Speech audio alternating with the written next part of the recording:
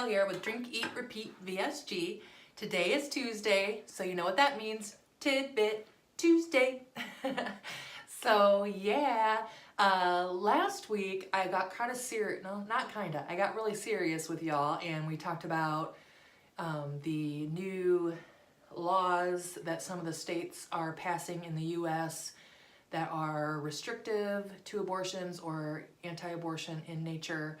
And we also talked about, what else? Ageism. So yes, I hope you watched that. If not, I will put a link down below and probably up here somewhere so that you can check that out. I hope that you will.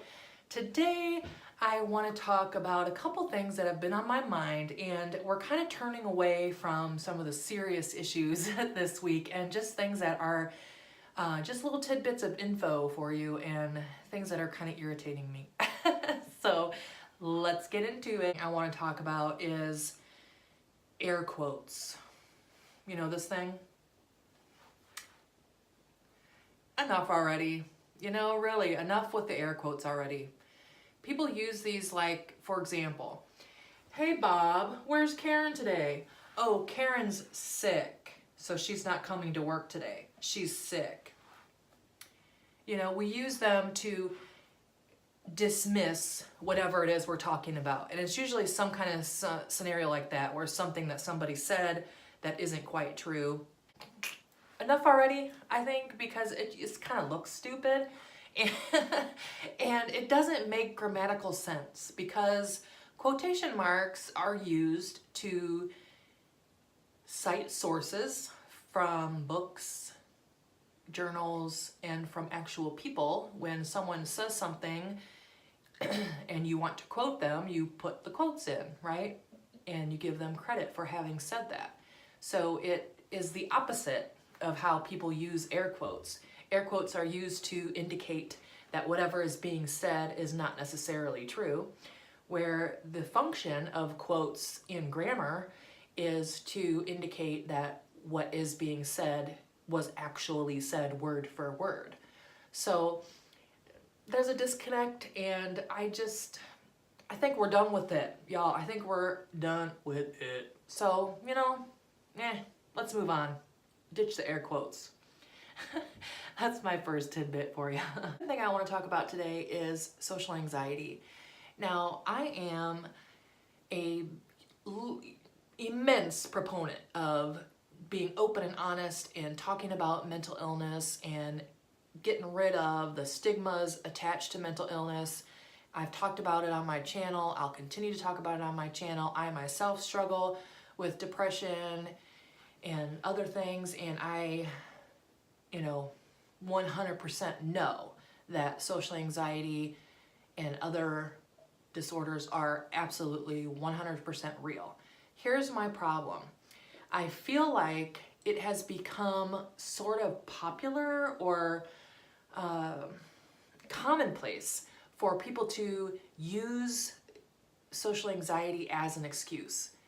And it is really dishonoring or doing damage to people who actually have social anxiety. If you actually have social anxiety, you avoid social situations. If you're forced into social situations, or you force yourself into social situations, you experience physical symptoms like sweating, shaking, even trouble breathing. It is serious business. It is serious business. And I feel like I see people all the time saying, well, I can't go, I have social anxiety. And it's almost like an excuse not to do something. And I'm like, social anxiety? Bitch, I saw you at the club Friday night making out with two strangers. You didn't seem very socially awkward then. You know what I'm saying? So I feel like, if you are a sufferer of social anxiety, it does not do you any good for people to use it as a cool thing, an excuse thing.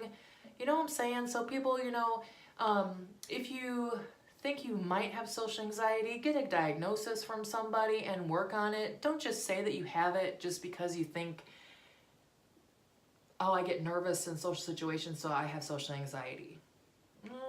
we all kind of get nervous, right? Everybody thinks that they're going to say something stupid or somebody's not going to like them, especially if you're put into a new situation. Everybody has those feelings. That doesn't mean that you're socially anxious or that you have social anxiety disorder.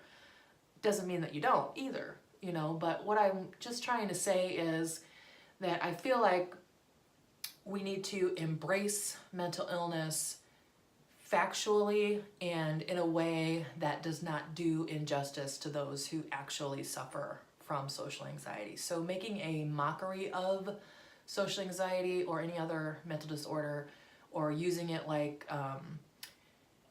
it's almost like a side note or something fun, you know, like cool. And I just don't think it does any good for the people who have social anxiety for real, or to the mental illness community as a whole. So, you know, quit throwing it around. Don't do that. Don't throw it around. You know,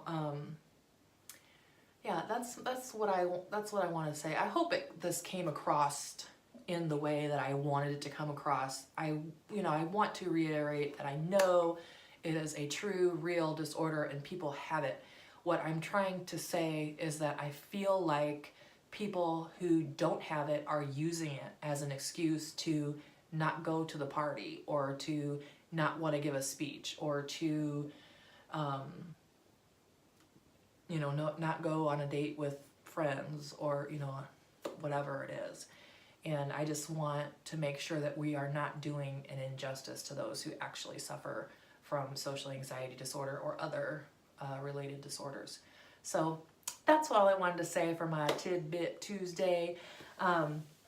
I hope you enjoyed it. Please leave me some comments down below and let me know what your thoughts are on the whole air quotes and on social anxiety and the way that it's being talked about and used in our society today. And I hope that you got something out of the video. I hope you will like it. And if you're not a subscriber, I hope you will consider subscribing so you don't miss any of my other Tidbit Tuesdays or any of the other things that I feature on the channel.